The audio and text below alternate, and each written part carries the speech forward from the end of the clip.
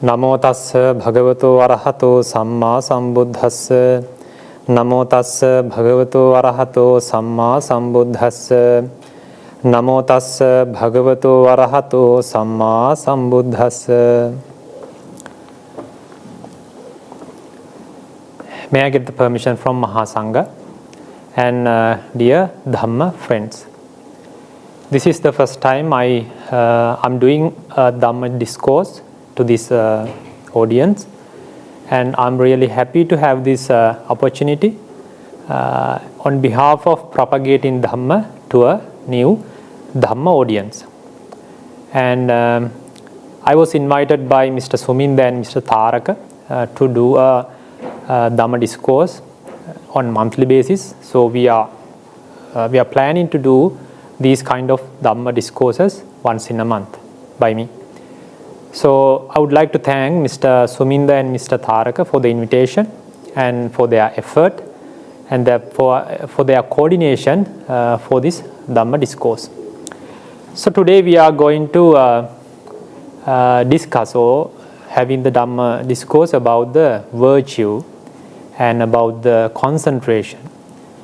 What is the interrelation between virtue and the concentration, and what is concentration, what is the importance of the concentration, and these kind of things we are going to discuss today within this Dhamma discourse. So as the commencement of the Dhamma talk, we should have a understanding about the virtue. What is the morality? So virtue, what is the importance of the virtue for us? Our natural ways, we tend to do akusalas. What are those akusalas? We are doing by our bodily actions or by our verbal actions. Sometimes we do akusalas, unwholesome deeds like killing, stealing, and sometimes sexual misconduct, or using intoxicating substances. These kind of things sometimes people are doing by their body, and sometimes they do naturally by their words, like telling lies and having vain talks, harsh words, and these kind of things they are doing by their word. These all are akusalas. Whether it is done by body or whether it is done by word, they are akusalas. Naturally, people tend to do these bad deeds, unwholesome actions by the word or by the body. So when we are doing these kind of physical bad things and verbal bad things, we are within the sphere of akusalas. So when we are engaged with these unwholesome acts, our mind is also polluted by the defilements, because we are with the akusala, we are with the defilements. So our mind will be polluted, because, and the other things, the bad thing is after having these akusalas, we will be having bad results or the bad things as the return within this life or in the upcoming lives in our samsara. So the first thing is, when we are doing these bad deeds, our mind will be polluted, our bodily actions and the verbal actions are polluted, and the worst thing is we will be having bad results because of these unwholesome acts, unwholesome deeds. So the first thing we have to do is we have to refrain from these bad deeds, unwholesome acts. That's why we need a code of conduct or a moral conduct to refrain from these bad things, akusalas. So that is the first thing what we have to do, because if we are engaged continuously with these bad deeds, we cannot develop our we cannot develop our moral virtue, or we cannot go for the higher results in this practice. So the first things, we have to refrain from them. That is why we need a virtue, moral virtue, or the moral conduct. So that is the reason for that is the necessity of having a moral virtue. So the thing is, so these kind of by having a moral virtue, we can start this practice, because this is the basic element or the foundation for this practice. Otherwise, we will not be secured in the path. We are not like stable in this practice, within this practice. The sila, or the moral virtue, or the morality, it is the basic thing or the foundation for the practice. So we have to develop, as a beginner, we have to develop this moral virtue. We have to observe the precepts as per our status, because a lay person might be having the 5 precepts or the 8 precepts. Sometimes occasionally they observe 10 precepts, and the novices will be having 10 precepts dedicated for them, and the monks, the bhikkhus, will be having the greatest moral virtue or the moral conduct in this world. What can be observed as a like a worldly being. So because based on the situation, based on the character, we can decide what kind of a moral conduct we can observe. So having observed, we can then encourage ourselves to protect that. So as a beginner, you may encounter some difficulties. Sometimes you may feel that it is too difficult to protect these kind of moral conduct, these kind of precepts. Sometimes it is, you have to put much effort to protect these kind of moral conduct. But anyhow, you have to protect them. Sometimes the precepts will be broken easily in the early stage of the developing. So, but you have to observe again and again and try to strengthen your the sila or the morality, and you have to increase the time period you can spend with the moral conduct without breaking the precepts. So then you can develop the morality. Then without having this foundation, because I have mentioned this morality or the moral virtue is the basement of this practice. So we have a long journey to go until we achieve the Nibbana. So as a disciple, as a Buddhist, as a true disciple, we all have that ultimate objective to achieve the Nibbana, the ultimate liberation. So to achieve that ultimate liberation, we have to we have to generate the noble paths. That is the way to eradicate all the defilements within our mind. So for that, to generate these noble paths, we have to follow a long journey. We have to do so many things. We have to put much effort to develop this practice, to develop certain levels of this practice. So anyway, the beginning stage or the foundation, the first step, the first level is the morality. Without having the morality, you cannot expect the higher stages, higher levels, or the higher results of this practice. Sometimes you can go to some extent without having a purified morality. Without having the purification of the morality or the virtue, you can go up to some level, to some extent. But you are not secured in the path, you are not secured in the practice. Sometimes a small defilement or a single defilement can destroy all the results you have gained within the practice with a long period, with a much effort. So that is why you should have a very strong foundation with your sila, with your morality. Let's take an example like building, like a high-rise building. So when you construct this kind of a building, you should have a proper or a strong foundation in order to go for several stories, several levels, like multiple floors. Sometimes it may contain like 50, 100 stories. To have those kind of levels, you should have a very strong foundation. Without having a strong foundation, sometimes you can develop, sometimes you can construct a certain level of floors, stories.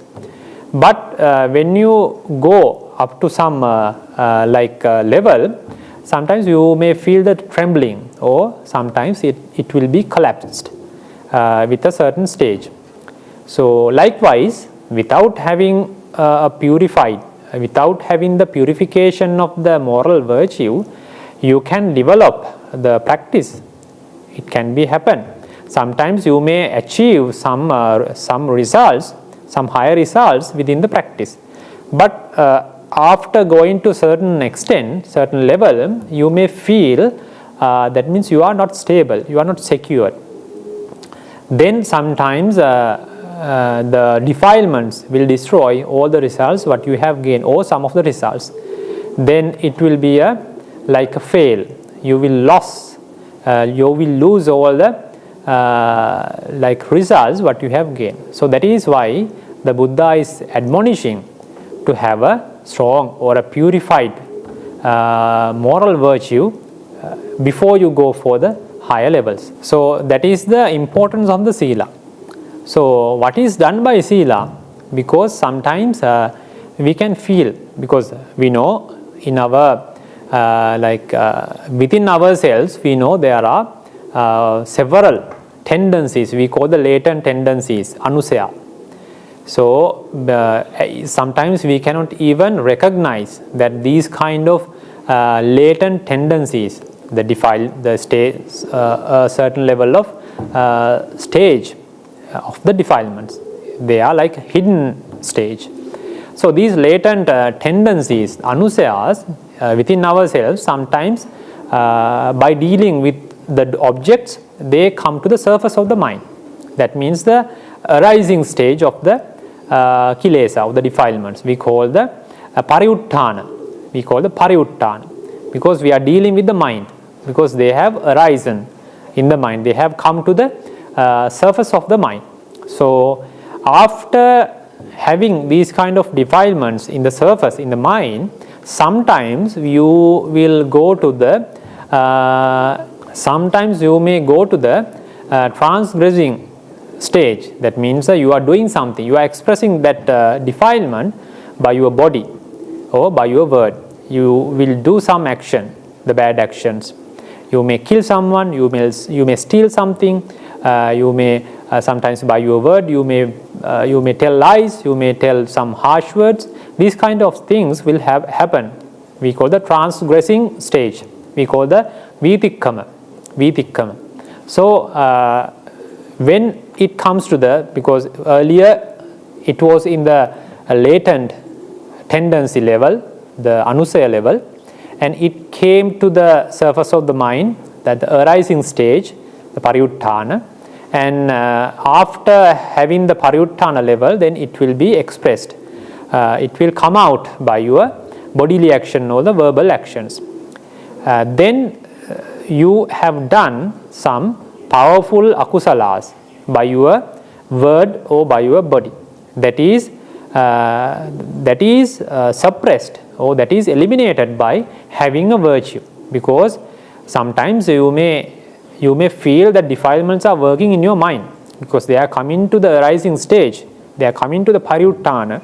But if you are a virtuous person, if you have a moral virtue or moral conduct, if you have observed some precepts, you know that for you it is not suitable to have these kind of things by your body or by your word. Then you try to maintain the discipline within yourself because you are a virtuous person. Then you will be suppressing these kind of akusalas, unwholesome deeds by your body or by your action, by your word. That is the importance of the sila. So, and that is the behavior of the sila. But it is not like a great cause to eliminate the defilements to come to the arising stage, to the pariuttana level.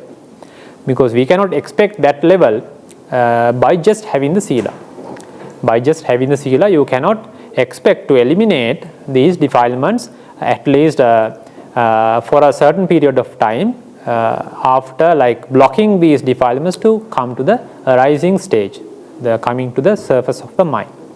So sometimes even though you are a virtuous person, you may struggle with the defilements because they are time to time they are coming to the surface of the mind, because you will feel that pariuttana level.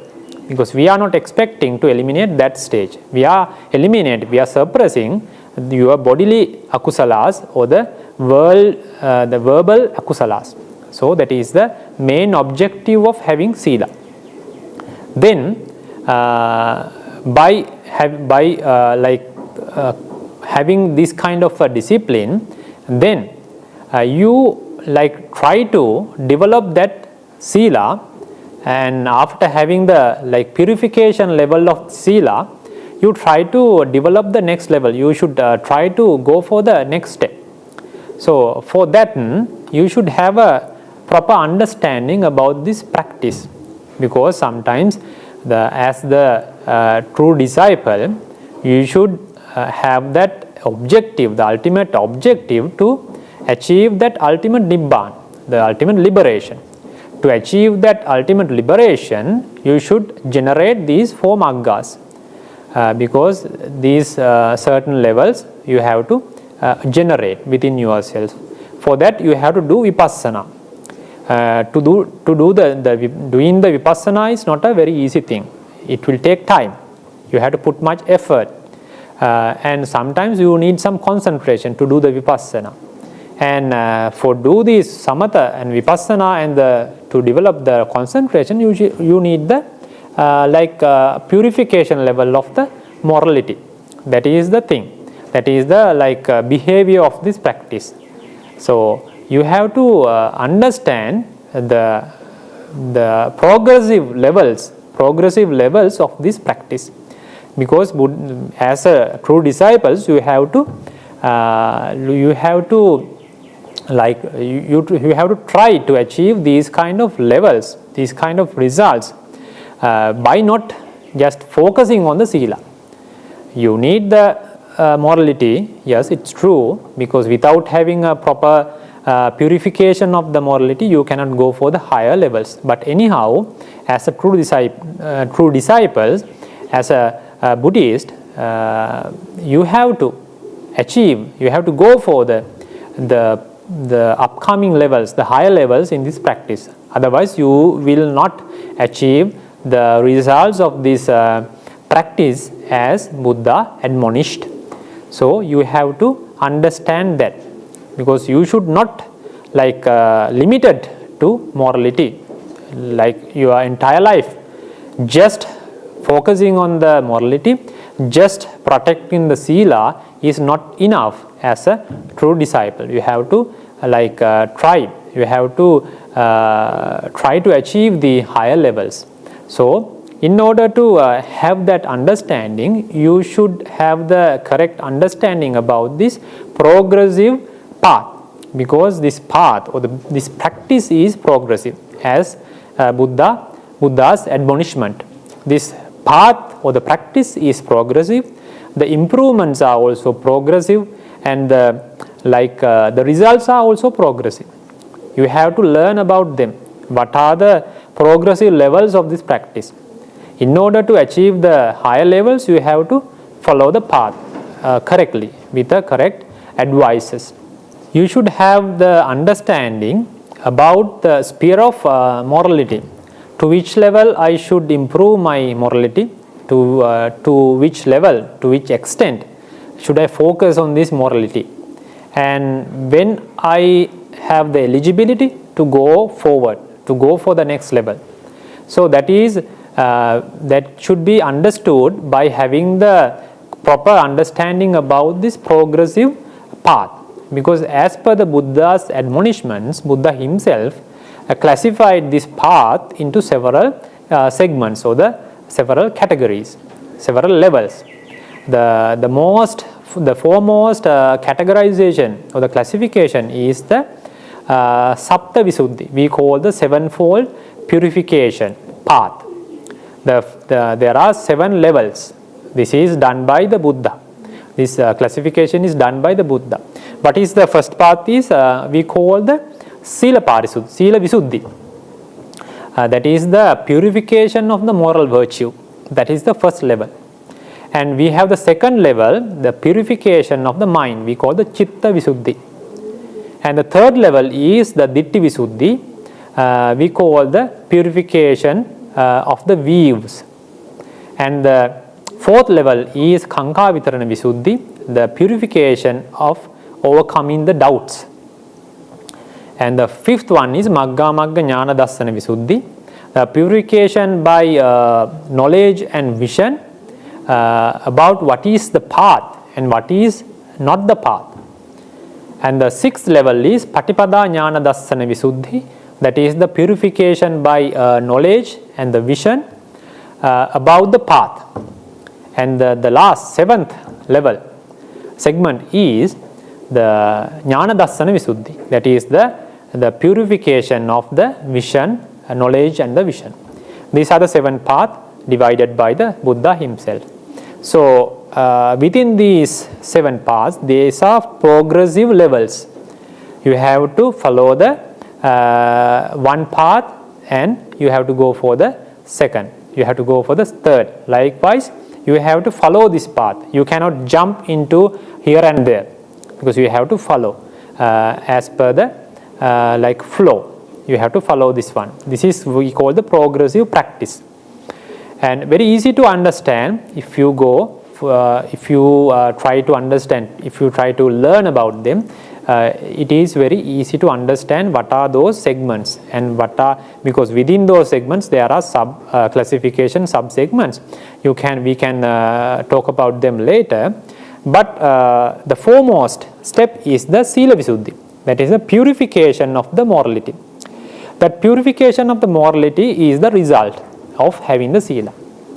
So that is the first level and the foremost level. Without having this Sila Visuddhi, the purification of the moral virtue, you cannot go for the higher levels, because as I said earlier, you can have some levels, some results of the higher levels, but even though you have achieved some results, it would not be secured, it would not be stable, because the foremost level is your foundation is not stable, your foundation is not strong. So that is why the Buddha is admonishing to have that first stage strong. You should have a very strong foundation with the Sila. This is the Sila Visuddhi. But it is out of the 7 segments, this is only the first one. If someone is just focusing on the Sila Visuddhi or the purification of the moral virtue, it is not enough. You have higher segments to achieve. You have to come to those stages one by one and to achieve the ultimate liberation.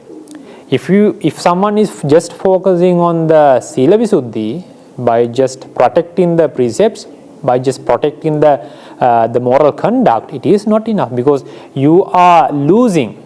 You will not experience the high results.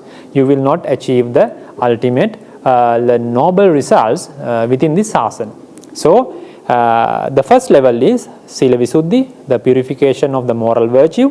You have to put much effort to achieve that, to pass that stage, to achieve the results of that stage. As a beginner in the early stage, you may feel it is too difficult to protect this kind of a sila. You are like struggling with the precepts because sometimes easily they might be broken by yourself. Then you have to observe again and again, because if you are like observing them again and again because of the breaking of the precept, it is not a good level of the sila. Because you have to improve you have to put much effort to develop, to increase that time gap in between two observations. So you have to put much effort to develop your purification of the sila. Initial stage you might feel that it is too difficult, but after a certain period of time you may feel that it is somewhat easier for you. So sometimes you are happy about your moral conduct or the moral virtue. You are happy because you are not doing akusala, you are engaged, or you are trying to develop the kusalas within yourself. Then you may have some happy feeling, pleasure within yourself. And sometimes you may feel that it is not that much difficult now because it is too easy for me to protect these kind of precepts. Sometimes a person can develop, like increase the number of precepts they like observe, or they can come to a higher level of the sila. So anyway, by developing the sila, sometimes you may come to a certain level of purification of this moral virtue. So that is how you can identify that you have come to a certain level of purification with regards to this moral virtue. Because the first thing is, like I said earlier, you may feel that it is somewhat easier for you to protect these kind of precepts, like based on your moral conduct you have observed. Sometimes for a lay person it may you may have the 5 precepts. Sometimes you may have 8 precepts. Sometimes occasionally you will you will try to protect the 10 precepts. For a novice it can be it should be 10 precepts. For a bhikkhu it's a upasampada sila, that is adi sila, the highest sila within this world. So sometimes a monk may try to protect the fourfold purification of morality. That is, we call the Chatupārisuddha sila. We call the Patimokka Sangvara sila. That is the refrain with regards to the moral conduct. Patimokka Sangvara sila. And the second level of the Indriya Sangvara sila, that is refrain with regards to the sense faculties, 5 senses. And the third one is the Ājīva Pārisuddhi sila, that is the purification of the livelihood. And the fourth category is the Pacchaya Sannissita sila, that is the contemplation about the 4 requisites by your wisdom. So for a lay person, this fourfold purification of morality would be somewhat difficult, but the monks sometimes they can like follow this one. They are trying to protect these Chatupārisuddha sila. And sometimes the monks are having the osteo practices, we call the Dutanga. Sometimes they are protecting several Dutangas at once, osteo practices. These are the levels based on the character, based on the person. The level of the virtue can differ. But anyhow, based on your choice, based on your moral conduct, what you have observed, you can develop that. Then after putting much effort, after a certain period of time, you may feel that it is somewhat easier for you to protect these sila or the moral virtue. Then that is a sign that you have come to a certain level of purification with regards to the moral virtue. That is the first sign or first thing you can come to a conclusion that you have come to a purification level. We call the Sila Visuddhi. But you can develop it furthermore. But anyhow, you are eligible to go for the next level. The other thing is, Buddha admonished or Buddha praised about the results. What are the rewards what are the benefits you can achieve by having a pure Sila? After having a purification level of the Sila or the moral virtue, you may feel some benefit. You will experience some rewards, benefits within yourself. The first thing is, if someone is a virtuous person, he is effortfully try to protect the moral virtue, the moral conduct, then he will be free from remorse. That is the first result, the avippatisara. This is, you can experience within yourself, you are not regretting about your past, because you have not done akusalas, you have improved the kusalas, so there will not be a thing to regret about. So you will be free from remorses. Avippatisara, that is the first benefit. You can experience that within yourself if you have a certain level of purification with regards to the moral virtue. Then if you have the free from remorses, then you will feel the early stage of the happiness, we call the joy, the pamojja. Then after having the pamojja, you will experience, you will feel the powerful or the strong stage of the happiness, we call the rapture, piti. But after experiencing the piti, you feel that your body is calm. Your body, you feel the passaddhi, we call the serenity. You feel that the calm, you feel the calmness of your body and the mind. And when you experience the passaddhi, when you have the passaddhi in your body and the mind, then you will feel the sukha, we call the pleasure within your body. Your mind is also very calm, and your body will be calm, and you will feel the pleasure. When you have the sukha, when you have the pleasure, then your mind tends to have the samadhi, concentration, because your mind tends to be with one object for a certain period of time. That is not, we have not achieved the access concentration or the absorption levels, but because of these results, avippatisara, free from remorses, and the pamojja, the joy, and the piti, the rapture, and the passaddhi, the serenity, and the sukha, the pleasure, your mind is very calm, your body is very calm, your body is comfortable, you feel that comfortable level within your body and the mind. Then your mind tends to have one object for a certain period of time. Your mind is not running, your mind is not jumping to the certain objects like very frequently. So these results you can experience within yourself if you are developing the risila, if you have achieved the certain level of purification with regards to the moral virtue.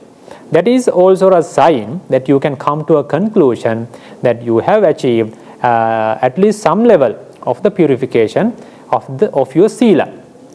Then you can decide, okay, I am eligible, now I have achieved at least certain level of purification, so I am eligible to go forward and go for the next level. What is the next level? The second level is the chitta visuddhi.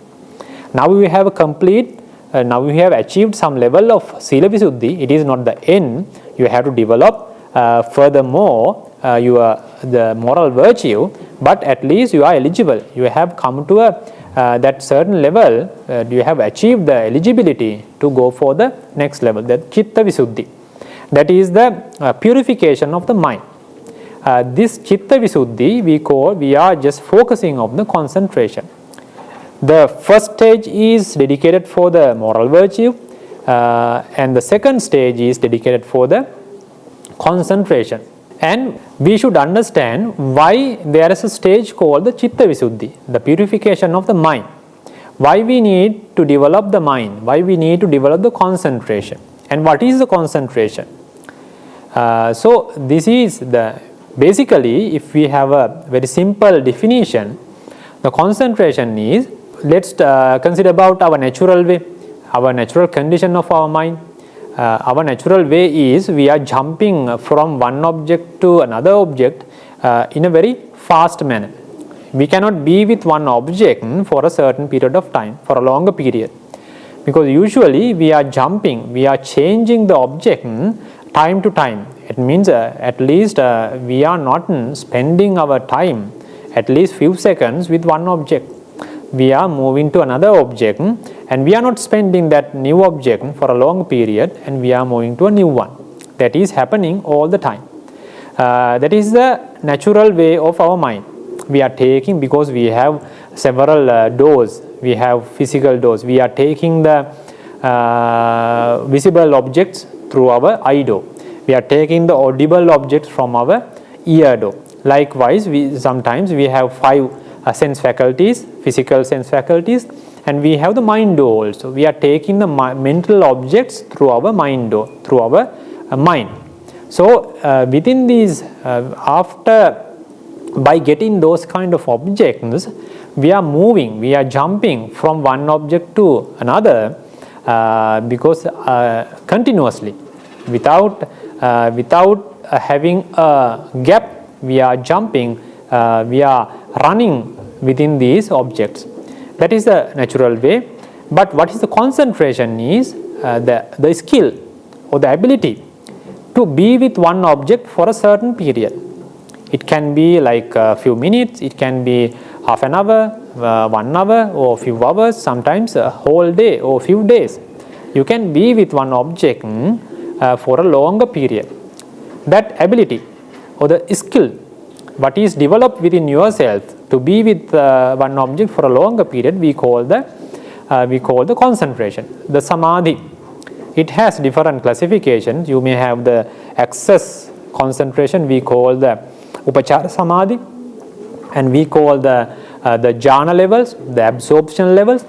Anyway, you can achieve those things by developing the samadhi, developing the concentration.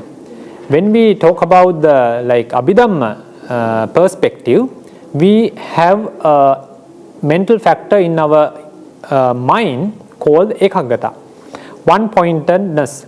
The task of the ekaggata is to have one object from one perspective. That is the kiccha, or that is the task of that ekaggata. By developing the tranquility, by developing the concentration, what we are doing, we develop the level of that ekaggata. We develop the level of the ekaggata, and the ekaggata can have the same object for a longer period. That skill will we elaborate or we define, that is the skill or the ability to be with one object for a longer period as the concentration or the samadhi. That is the basic definition or the simple definition about the concentration. And it would be enough to have a rough idea about the samadhi or the concentration. And this is the definition, and we need to focus, we need to understand why we need concentration and what is the interrelation between the sila, the morality, and the concentration. I have said that we have that latent tendencies in our mind, defilements. So sometimes we cannot recognize. Because of the objects we have through our faculties, these defilements, the latent tendencies, defilements, will come to the surface of the mind. That means they will come to the arising stage. But by having a virtuous life, by having a moral virtue or the moral conduct, we are suppressing, we are eliminating those transgressing stage or the vitikkamana stage by having those bad deeds by your body or action. But by just having the sila, we cannot stop, we cannot eliminate, we cannot suppress these defilements by coming to the surface of the mind, by coming to the rising stage. Because pariyuttana happens all the time, because defilements are working. Because of the objects, based on the objects we meet, we encounter, these defilements come to the arising stage, we call the pariyuttana. Just sila cannot help to eliminate those kind of defilements coming to the arising stage. So that is a drawback of the sila, because we cannot stop that one, because it is you are struggling with your mind, because you are not doing any bad deeds by your word, by your body, by your actions, but still you are struggling with your defilements, because they are coming to the surface of the mind. You are dealing with your mind with those defilements, but you are not doing akusalas by your actions. So still you are struggling, so you need a solution for this one. That is why the concentration is helpful, because concentration will helpful to like suppress these defilements by eliminating that arising stage, because even though they are not coming to the surface stage, surface level of the mind, because they are suppressed by these kind of concentration. It can be upachara samadhi, excess concentration, or the absorption level, jhanas. You are suppressing those kind of defilements by coming to the arising stage. That is the benefit, that is the interrelation between the sila, morality, and the concentration, because the sila, morality, has some limitation. It cannot help to suppress the defilements by coming to the arising stage. It can only do the suppressing of the vitikkamana, the transgressing stage. But the limitations, the drawbacks of the sila will be achieved by the overcome by the concentration, because you are suppressing those defilements. Then still now the defilements are even not come for the arising stage. They are in that latent tendency level, at the anusaya level. That is the benefit, or that is the importance of having the concentration and the interrelationship between the morality and the concentration. Okay, now we should understand about this furthermore with the practice. As a disciple, I have mentioned that we have that objective, ultimate objective to achieve Nibbana. It can be in a different ways. A person may try to achieve that Nibbana by becoming a Samma Sambuddha, and someone will like to have that Nibbana, to achieve that Nibbana by becoming a Pacceka Buddha. And sometimes another person will be hoping, he is expecting to become just like Agga Savaka or Maha Savaka, these kind of Arahants, and to achieve the Nibbana. Sometimes just a normal Arahant. Anyway, your final objective, ultimate objective, to achieve the Nibbana. To achieve the Nibbana, you have to achieve or to generate the 4 maggas, the 4 noble paths.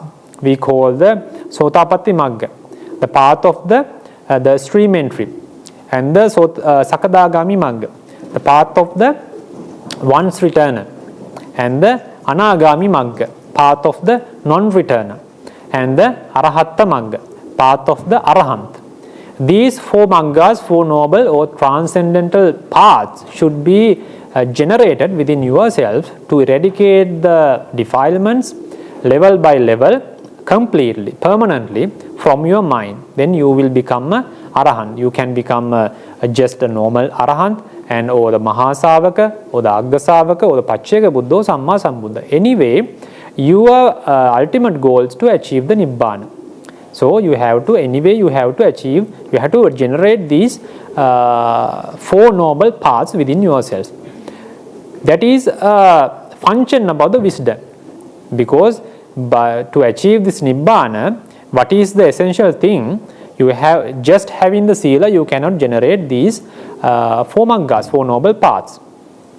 Just having the concentration, you cannot achieve achieve these 4 noble paths. By just having the sila and concentration, sila and samadhi, the morality and the concentration, even though you cannot achieve, just having those 2, you cannot achieve, you cannot generate these 4 maggas, 4 noble paths. And what is the most essential, the required thing is the wisdom. Without developing, without improving your wisdom, you can never achieve these 4 maggas or the 4 noble paths. Then you can never achieve the ultimate liberation. You will not be an Arahant without developing the wisdom. That is the function of the wisdom. The function of the morality is different. Function of the concentration is different. By just having the functions of the morality, by just having the function of the concentration, you can never achieve these higher results, the higher noble results. That is done by the function of the wisdom. So without developing this wisdom, you can never achieve those higher noble results. So to develop the wisdom, what we have to do? Just improving sila, we cannot develop the wisdom. Just improving the concentration, we cannot develop the wisdom. So to improve your level of the wisdom, to become an eligible person to generate these 4 noble paths, what is the most important thing to improve the wisdom? That is the vipassana.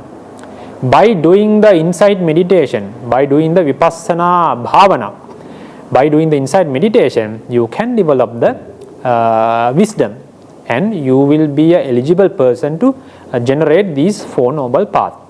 So what is vipassana, and why we need to develop the wisdom, and how it is achieved? What is vipassana? Because usually we deal with the external world, because we are dealing the external world with our 5 sense faculties and our mind door. We are taking the objects and we are dealing with them. So that is the natural way. We are thinking about the world as we think. But it is not the correct way, because it is our mind is affected by the defilements, the hindrances, the fetters and the cankers. These sometimes we call the compactnesses, we call the gana. We have the samuha gana, that is the compactness about the grouping, and the santati gana, compactness about the continuity, and sometimes the arammana gana, the compactness about getting the objects, and we call the kiccha gana, we call the compactness about the functionality. Having these, because our mind is covered with these things, the 4 compactnesses and the defilements, hindrances, fetters, cankers, we are getting the effect of these things to our mind. Having the effect of all these bad things, we are dealing with the world in a wrong manner. It is not the correct way. So we have to understand what is out there. We have to recognize the world as it is. Is there a self? What is I? What is called I? Is there a self within I? So is there a world out there? And what has happened to me in the previous life, and what is happening now, and what is going to happen to me in the next life, and how it is going to happen, what are the causes, and what is the world, what is the self. So these kind of things we have to understand. We have to do the analysis about these things. We have to understand the world as it is, in the correct way, in the we have to understand about ourselves, we have to understand about the world in the correct way. So that is what we are doing by doing vipassana, by developing the insight meditation. We try to understand the world as it is. We try to understand ourselves as it is. We try to understand what are the realities, what are the namas, what are the mentalities, what are the that means within the nama they are we call the consciousness and the mental factors, chitta and chetasika, and what are the rupas, the materialities or the corporeality. We have to understand what are those realities, what is actually out there, what is self, what is I, what is the world. So we are going to understand about these things in the real way, that is done by vipassana. So without understanding these things, without having a proper understanding about these things, you cannot develop your wisdom. Developing the wisdom is developing your understanding about these realities, about this world, about yourself. That is done by wisdom. That is done by vipassana, and you can develop your wisdom. Then only you can achieve, you are eligible to generate the 4 maggas, 4 noble paths. Then you will achieve the ultimate nibbana. Okay, now to do the vipassana, you have to do a very huge task. That means you have to do it. It is not an easy task. So you have to put more effort. But to do the vipassana, we have, because we are connected with the world, external world, through our sense faculties, 5 material sense faculties and our mind. We are taking different kind of objects. We are dealing with the objects. We are understanding, we are recognizing, we are realizing the world through these mind and through these 5 physical sense doors. So we are taking different kind of objects. So we are understanding, we are taking ideas about the world, about ourselves through these faculties, through these objects. So, but we are dealing with these objects, we are through these sense faculties in a wrong way. That's why we have a self attitude, self view, some other bad views, and we are we have the Nietzsche film. They are permanent. We don't have that impermanence within ourselves. We are thinking that they are all pleasurable, and there is a self within ourselves. There is a self within the others. So there is a being that who is going from life to life. Those kind of wrong views we have. That is why we are dealing with the objects in a wrong manner. So we are realizing, we are understanding the world, we are understanding ourselves in a wrong manner. So that is why we are going to break this. To break this, we have to understand the objects in a proper way. That is why we are doing the contemplation. That is why we are doing the insight meditation. To do the insight meditation, we have to analyze these objects in a correct way. Let's take an example. If you are given a statue, let's take a very ancient statue, and you are asked to do a research on this. You are asked to write a technical paper or a thesis with regards to this ancient statue. So what you have to do? You have to understand, you have to get a proper understanding, realization about this statue. In order to achieve that, you have to look at this statue in different angles, from the top, from the bottom, from the left view, from the right view, from the front view, back view. You have to observe this statue in different angles. Otherwise, you cannot come to a conclusion, right conclusion with that statue. So you have to observe it thoroughly to write down a thesis or something. And the one thing is, you have to observe in different angles. The second thing is, you have to spend more time with that statue.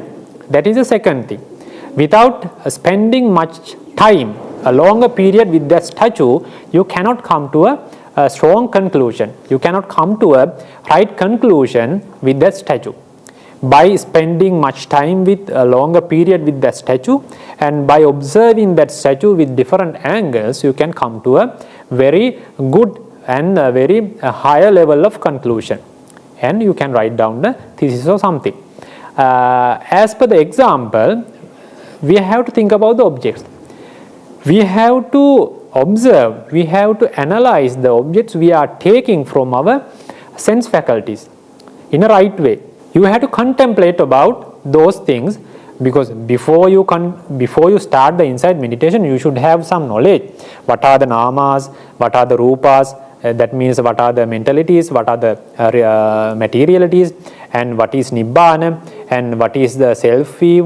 What is the sphere of insight meditation? So these kind of things, what are the functionalities of them?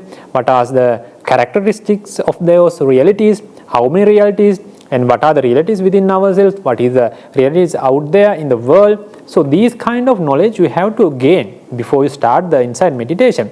By having that kind of a knowledge, you can start the insight meditation. Then you are contemplating about the objects you are taking from through your sense faculties. That is the function of the way of doing the vipassana, insight meditation.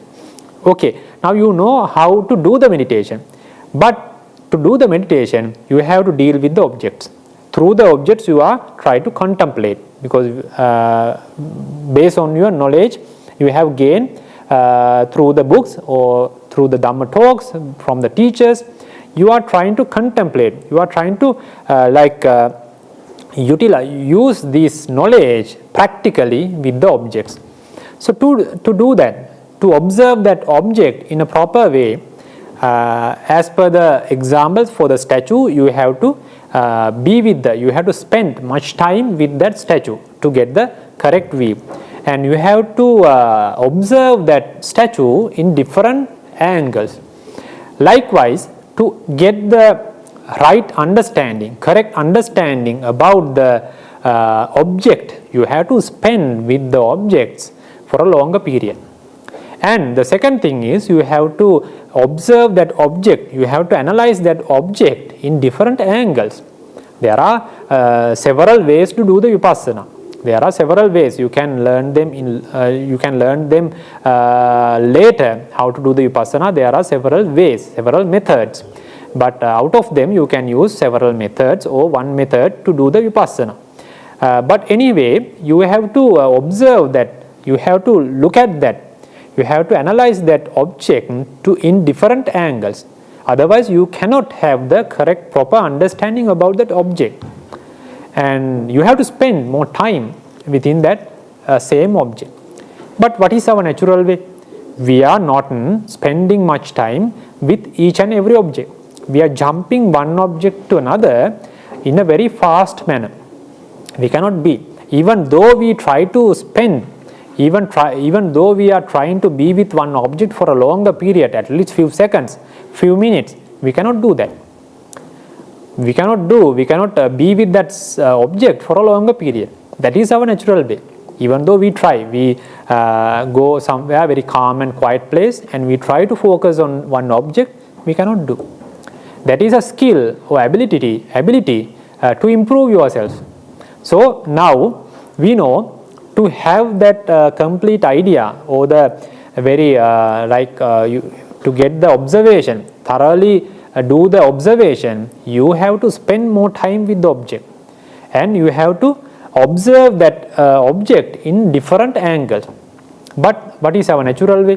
We are not spending much time with every object, because we are just moving from one object to another, then another. We are not spending much time with each object. So that is a drawback, and that is the disadvantage within ourselves, because we cannot perform that insight meditation, we cannot perform that vipassana in a correct way. So we are jumping from one to another. So we will not have the chance to observe that object in different angles, because we are not spending much time. So our vipassana will not be successful, and after a certain period of time you will be fed up with the insight meditation. Sometimes you will give up the insight meditation because it is too difficult, because you cannot spend much time with the object, because your natural way is you are moving one object to another in a very fast manner. Frequently you are changing. So sometimes even though without developing that skill to be with the object for a longer period, without improving that ability, the vipassana, doing the insight meditation would be very tough, and you have to put much effort. It is very tiring and irritating. Sometimes you will give up that. You will fed up with the insight meditation. So if you give up the meditation, if you give up the practice, you will not come to the higher stages. Even you cannot achieve one single vipassana knowledge, or we call the insight knowledges, in the practice. So we don't have to talk about the other higher noble paths. You cannot achieve those noble paths, or you cannot achieve the ultimate liberation. So with our natural way, the vipassana will be a very tough one, very difficult one. You have to face more inconveniences or the uncomfortable situation with the insight meditation. What is the solution? The drawback or the disadvantage is we cannot be with the object for a longer period. That is the drawback or the disadvantage we have, because our natural way is we are jumping one object to another. Then what would be the solution? We have to improve the time period we are staying with object with the time. If we can improve the time period, the time gap we are spending with one object, then we will be able to observe that object in different angle. With our knowledge what we have gained based on the Vipassana sphere, based on the books or the teachers, then we can apply practically on the objects we are taking from our faculties, because now we have developed the skill or the ability to be with the object for a longer period. Sometimes it may be several minutes, several hours. Then you are eligible to perform the Vipassana or the insight meditation process on these objects. Now you are eligible, and the thing is, you are very it is very convenient for you to perform that Vipassana process. Let's take an example, because when you are asked to cut a tree, like without having a proper blade, because a proper blade in your axe or a knife. Let's take that kind of example. That is a big tree, and you are asked to cut that tree by that axe that is not having a proper blade. So you are trying to do that task. What is your task? Is to cut the tree. What is your instrument? That axe or a knife having the improper blade. It is not suitable, it is not eligible for that task. Now anyway you are asked, so you are trying to do to perform the task. What would happen? The first drawback is the task would be very tiring, because you have to put much effort, because your blade is not enough, not suitable for that task. You have to put more effort, much effort, and it is very tiring. You will feel tired, and anyhow you have to spend like hours, days to complete that task. What is the main objective is to have some woods from the tree. The task is to cut the tree. What is the instrument? That axe or a knife. But the first drawback is you have to put more effort. It is too difficult. You will be tired, and it is irritating. The second drawback is it will take more time. The first thing is you have to put more effort, and the second thing is you have to spend more time with that task. That is also a drawback, because you don't have the proper instrument to perform that task. Those two drawbacks are there. That means you have to put, it is tiring, and the second thing is you have to spend more time. Likewise, the Vipassana is a task. What is our objective? To achieve the four maggas, four noble paths, or the ultimate liberation, Nibbana. That is the final objective. What is the objective in the example? To have the woods, to make a furniture. And what is the task in the example? Cutting the tree. What is the task within our practice is doing the Vipassana. And what is the object in the example is the axe or the knife. What is the object in our practice, in our task of doing Vipassana? Our mind. Our mind is the instrument. By using the mind instrument, you are performing the task of Vipassana to achieve the final objective of Nibbana. So what would happen if our instrument is not suitable for the task? Because as per the example, we didn't have a proper instrument to perform the task.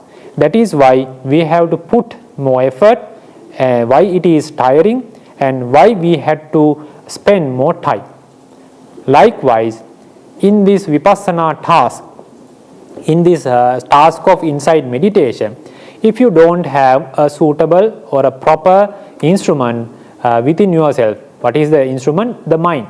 If the mind is not proper in a suitable condition or a eligible condition to perform that Vipassana task, the two drawbacks will be there. What are the two drawbacks?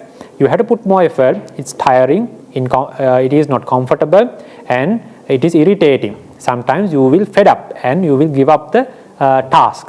And the second thing is you have to spend more time to do the insight meditation. By having a very long period, sometimes you may have not achieved even a single result, single vipassana knowledge within this practice. Then it is tiring, you will not be happy, and sometimes you will fed up and you will give up the entire practice, entire insight meditation process. Then you will not achieve the ultimate objective. So these are the drawbacks of not having a proper instrument, mind instrument within yourself. So having the proper instrument, you will have two advantages. What are the two advantages? You don't have to put much effort. The task would be very easier because conveniently you can perform the task. That is the first advantage. If you have the mind instrument is in the proper condition, you don't have to spend much time. You don't have to wait for a longer period, because within a short period you can perform the insight meditation and can experience some results, some insight knowledges, and sometimes the noble paths even you can achieve with a short period. Because what is the reason? You are performing the task with a proper or a suitable instrument. What is the instrument? The mind instrument. So likewise, you have to understand, to achieve the ultimate object, you have to perform the task without much effort, without spending much time. In order to achieve those two advantages, you have to have like the proper mind instrument, or a instrument which is in the suitable condition. Our instrument is mind. How we can prepare our mind, how we can make our mind a proper instrument? By doing the samatha, by developing the concentration. Why? As I said earlier, the vipassana is like understanding, or we are observing, analyzing the objects with our knowledge what we have gained about the vipassana sphere. So we have to apply those within our insight meditation. So to do that task, to perform that task, we have to spend more time. We have to spend much time with the object. So otherwise, we will not be having the proper understanding about the object. Then still we are in a bad or the wrong view about this object with our self view or something. And to perform that vipassana in a correct way, in an effective and efficient way, we have to develop that ability to be with the object for a longer period. That is how we make our mind instrument to become a proper one. That is how we make our mind instrument to a suitable condition to perform that vipassana task. So that to achieve that objective, we have to develop the concentration, because our main to perform the task in a very effective and efficient way, you have to spend much time with the object. To develop that skill or the ability, you have to develop the concentration. You have to develop the concentration by developing the tranquility, by developing the samatha. That is why the importance of the chitta visuddhi. That is why after the sila visuddhi, the first stage of the sattva visuddhi, the purification of, after completing the sila visuddhi, after completing the purification of the moral virtue, then you have to perform, you have to achieve the results of the chitta visuddhi, the purification of the mind. That is why Buddha admonished to perform this second level, the second segment, before you go to the vipassana. That is the importance of the developing of mind, developing the skill or the ability of to be with the object for a longer period. That is the importance of the concentration. Now you can understand why in between the sila, the morality, and in between sila and the vipassana, why this chitta visuddhi or the purification of mind is included by the Buddha himself, and why we have to perform that. why we have to develop the concentration.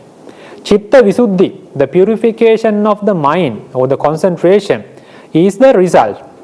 Developing is a different thing, and the development or the purification level is a different thing.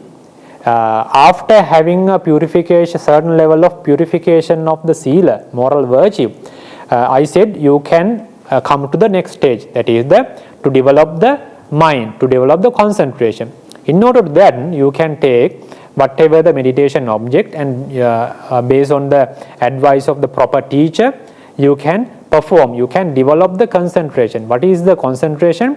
The ability or the skill to be with one object for a longer period. Then you are practicing any kind of a meditative object, and you develop the concentration. You develop the function of the ekaggata, one-pointedness.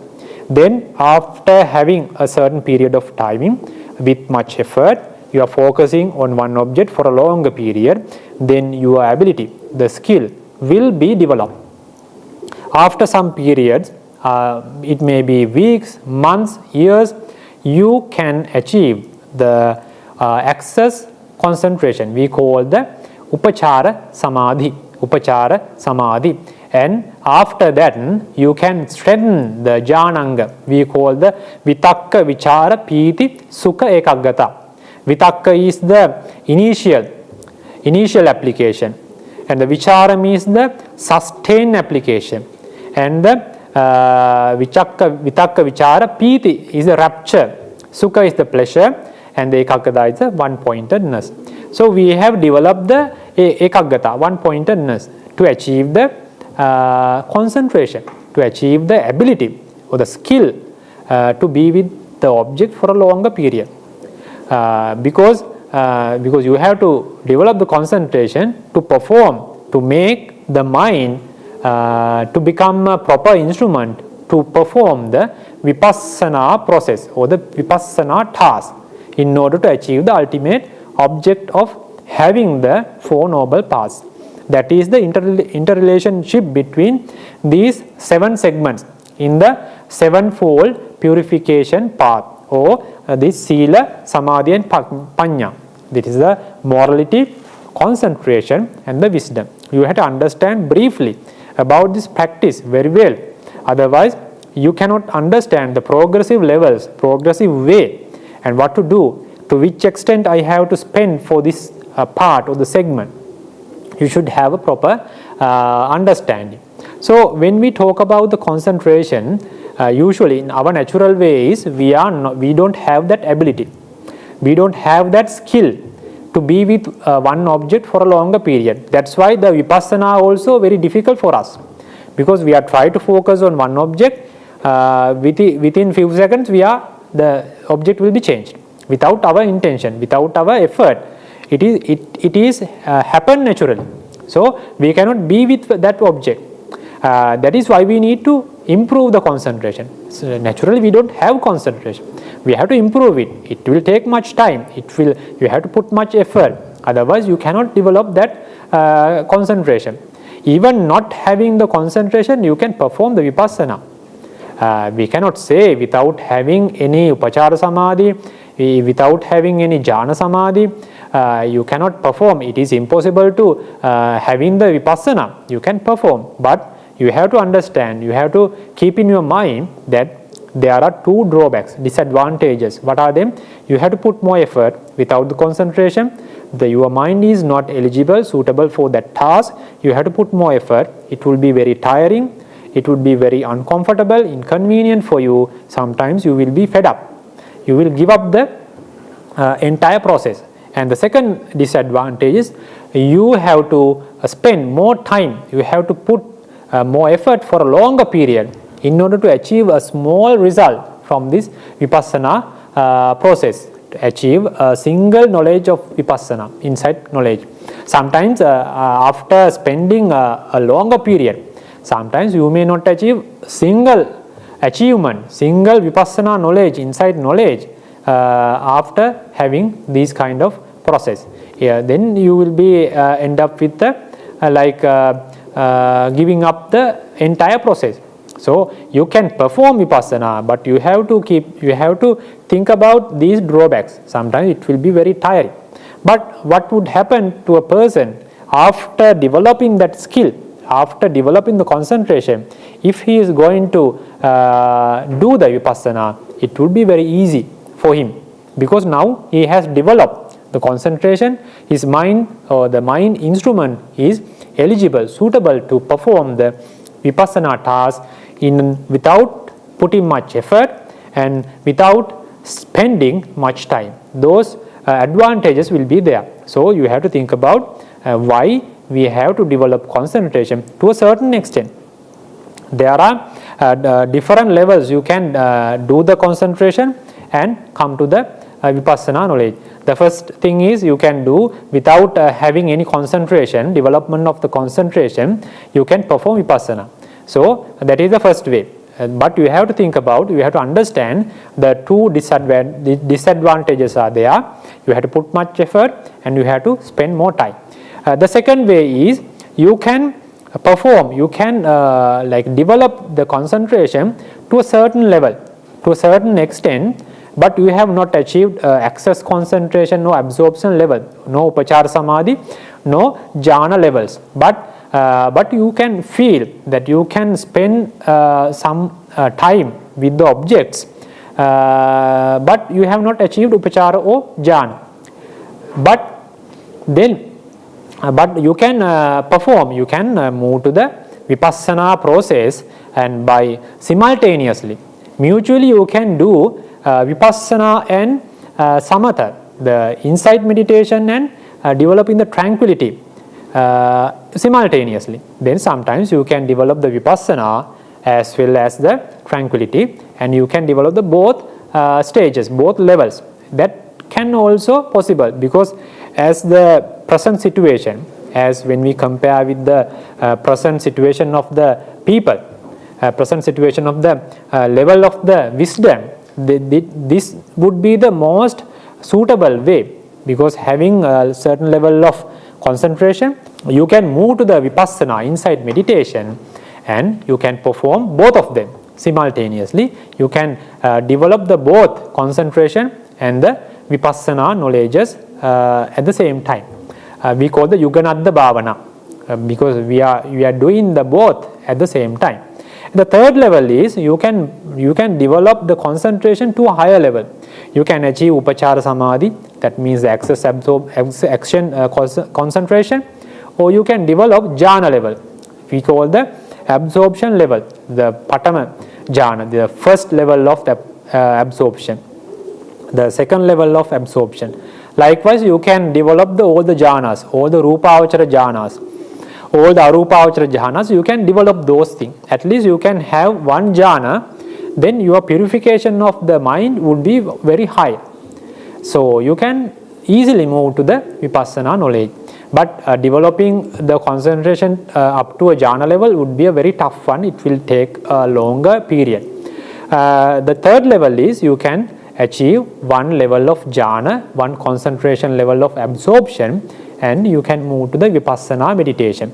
That is the third level. You can choose whatever the method, but most suitable level is, you, without having jhana or without having excess concentration, you can have some certain level of concentration, and you can move to the vipassana. You can perform the vipassana task, vipassana process, and at the same time you can develop the concentration or the tranquility within yourself. That would be the most suitable method for the today's practitioners. Likewise, you have to select what is most suitable for you. Anyway, our natural way, I said earlier, our natural way is, we don't have concentration. Usually we are jumping one object to another very frequently, in a very speed manner. We cannot be with one object for a longer period. That is why we cannot perform the vipassana effectively and efficiently. That is why we need concentration. This natural way is happening within ourselves, because we cannot be with one object, because we are affected by the hindrances, mainly the hindrances. Some other defilements are there, but mainly we are talking about, in the samatha meditation, we are talking about the hindrances. What are those hindrances? The first one is kamachanda, the sensual desire, kamachanda, and the vyapada nivarana, that is the ill will. And the third one is the tinamidda, and the sloth and the drowsiness. And the fourth one is the uddacha kukkucha, that is the restlessness and the anxiety. And the fifth one, the last nivarana, is the vichikicha nivarana, the what is called the doubt or the uncertainty. Those 5 hindrances affecting our mind, because of those effect, our mind cannot be with one object for a longer period. We are trying to move from one object to another because of the effect of these 5 hindrances. So, to develop the hindrances, to develop the concentration, we have to suppress these hindrances. Why they are called nivarana? They are covering all our wholesome deeds. That means what we have not achieved, the jhanas, the noble paths, these kind of things are covered by these 5 hindrances. In Pali, that is why they are called nivarana. These 5 nivaranas are covering the upcoming good things, upcoming kusalas like jhanas, absorption, or the maggas, these noble paths, because of their effect. That is why we have to suppress them. Without suppressing these 5 hindrances, kamachanda, vyapada, tinamidda, uddacha kukkucha and vichikicha, without suppressing those 5 hindrances, we can never achieve the absorptions. We can never achieve the higher levels, higher results of the vipassana. Those are the 4 noble paths. We cannot achieve. So, the initial stage is to develop the mind. We have to suppress them in order to have the jhanas or the maggas. So, that is why we need to develop the concentration, to suppress the hindrances. In the level of the upachara samadhi, these 5 hindrances are suppressed. We call the vikambana prahana. This is, they will be suppressed for a certain period of time. They will not emerge in our mind. They will even not come to the surface level, rising stage in our mind, if we have a upachara samadhi. Then we will have 5 mental factors, the strong 5 mental factors in the upachara samadhi, because we call the vitakka, the initial application, and the vichara, the sustained application, piti, the rapture, and the sukha, we call the pleasure, and the ekaggata, one-pointedness. That is, within this, if you have achieved the upachara samadhi, the access concentration, these 5 mental factors are very powerful. That is, by the vitakka, by the initial application, you are like suppressing, you are eliminating the tina midda nivarana. Tina midda nivarana, that is the sloth and the drowsiness is eliminated by the vitakka, by the initial application. Vichara, by developing, by having a powerful condition of this vichara, this is a sustained application. By the sustained application, by the vichara, the vichikicha is suppressed. Vichikicha is the doubt or the uncertainty. By the vichara, by the sustained application, we call them jhanangas. By the sustained application, by the vichara jhananga, the nivarana, the doubt hindrance, the doubt is suppressed. It is eliminated for a longer period. It will not even emerge within the mind. Then the third one is the vitakka vichara piti. Piti is the rupture. By the rupture, jhananga, the vyapada, the ill will be suppressed. And the fourth one, the sukha, we call the pleasure. By the pleasure, the uddhacca kukkucca nivarana, we call the restlessness and the anxiety is suppressed. And by the ekaggata, the kamacchanda nivarana, by the one-pointedness mental factor, the kamacchanda nivarana, the sensual desire is suppressed. By developing these five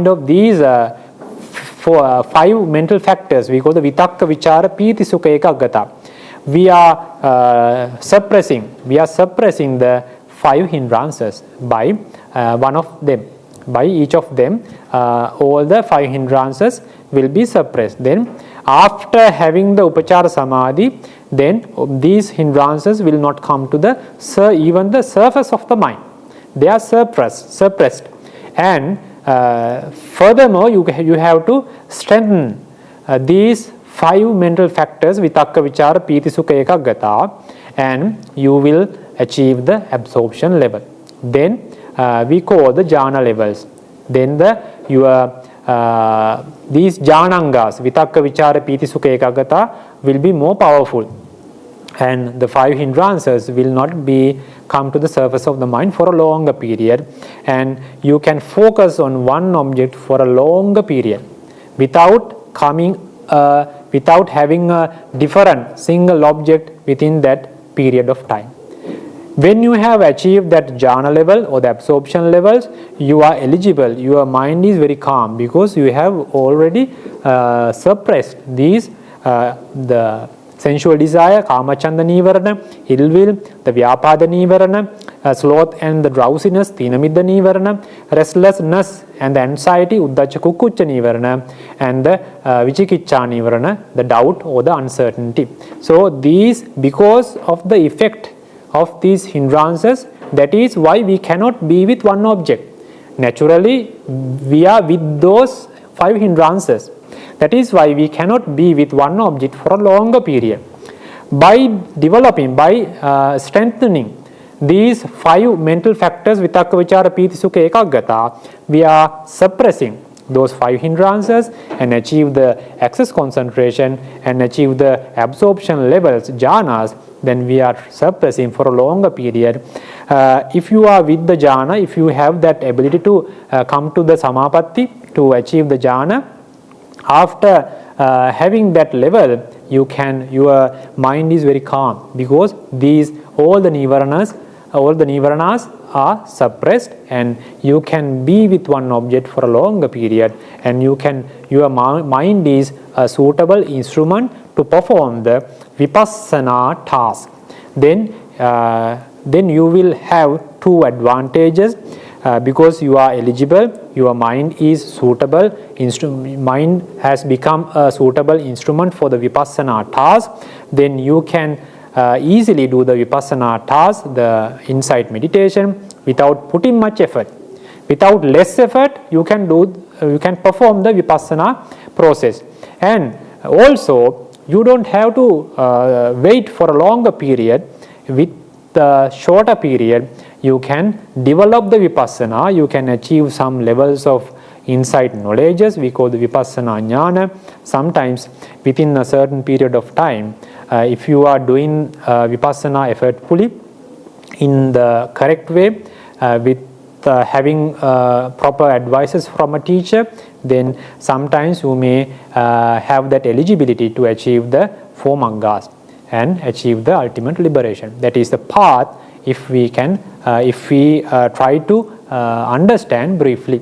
So today we have discussed about the virtue, what is the Sila Visuddhi, what is the importance of the virtue, what is the importance of the moral virtue, and to which level we have to improve this kind of a moral virtue. And then what is the next step? We have to develop the concentration. That is the second level, the purification of the mind. We call the Chitta Visuddhi. And what is the concentration? We have elaborated, discussed, and why it is important, why we have to develop the concentration, what is the interrelation between the first stage, the purification of the moral virtue, and the purification of the mind. And why we need this concentration for the upcoming higher levels, we call the vipassana levels. So sila, apart from the sila visuddhi and chitta visuddhi, all the other 5 parts are related with the vipassana. The last one is related with the noble paths. The middle 4 segments are completely dedicated for the vipassana. So to perform that vipassana, why this concentration or having the level of purification of the mind is so important. So, and how we perform the vipassana task and achieve the 4 maggas and achieve the ultimate liberation. That is what we have discussed so far within this Dhamma discourse, and I hope you have got a certain level of understanding about the virtue, concentration and vipassana, how they are interrelated, how we have to perform them, and what are the importance of them. So I'm going to conclude the Dhamma talk by giving this summary, and I'm very happy to have this Dhamma discourse with you, this kind of explanation, and hope to have another discourse in next month. And I would like to say that we have accumulated a very important, very powerful merits by having this Dhamma discourse. You have listened to Dhamma, you have maintained your mind in a proper way, we call the yoniso manasikara. So these are very powerful merits. So I would like to send these kind of merits to our parents, to our Dhamma teachers who are teaching us the Dhamma, and may they attain the ultimate Nibbana as they are expecting. And also it is very important to send these kind of merits for the relatives and the friends who have passed away and who are expecting these kind of merits. May they receive these important and the very powerful merits, and may they have very peaceful and pleasurable lives, and may they attain ultimate Nibbana as their wish, and may they achieve all the paths and the fruition. And also I would like to wish all of you, may you all have a very good physical and mental health, and because these merits what we have accumulated within this Dhamma discourse may be a great cause, very powerful cause to come true all the wishes within your mind, all the good wills, and may you have a long life, and may you have a pleasurable and desirable life after this, and may these merits will helpful to achieve the ultimate Nibbana, all the paths, all the noble paths and fruitions as your wish. And I would like to and may all the blessings of the triple gems with you. And I'm going to conclude, and thank you everyone.